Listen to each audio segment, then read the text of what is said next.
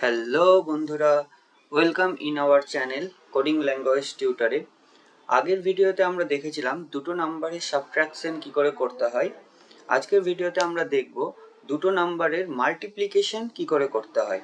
চলো তাহলে সময় নষ্ট না করে দেখা যাক। প্রথমে আমরা লিখব হ্যাশ ইনক্লুড stdio.h, এটা একটা header file. Next in main, অর্থাৎ একটা main function.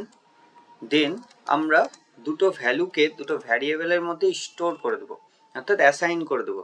a is equal to 20 R b এর মধ্যে একটা ভ্যালু অ্যাসাইন করলাম, b is equal to 20, আর একটা ভ্যারিয়েবল নিলাম যেই ভ্যারিয়েবলের মধ্যে a আর b এর গুণ করে c নামক ভ্যারিয়েবলের মধ্যে স্টোর করব।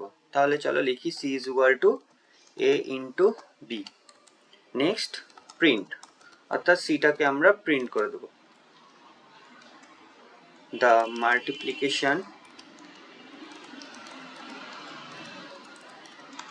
value is equal to percentage d comma c.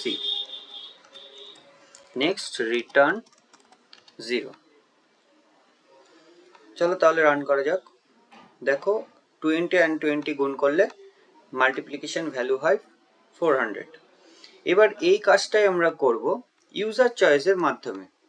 তাহলে আমাদের কি লিখতে হবে?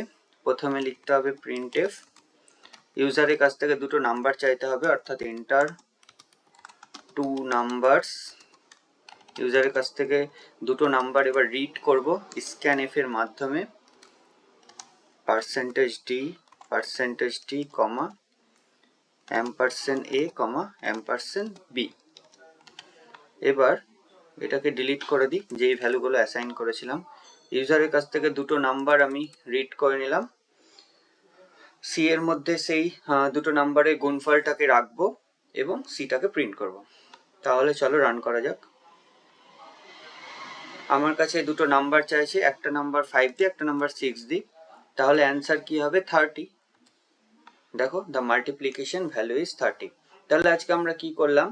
মাল্টিপ্লিকেশন দেখলাম স্ট্যাটিকের মাধ্যমে এবং ইউজার চয়েসের মাধ্যমে। Thank you.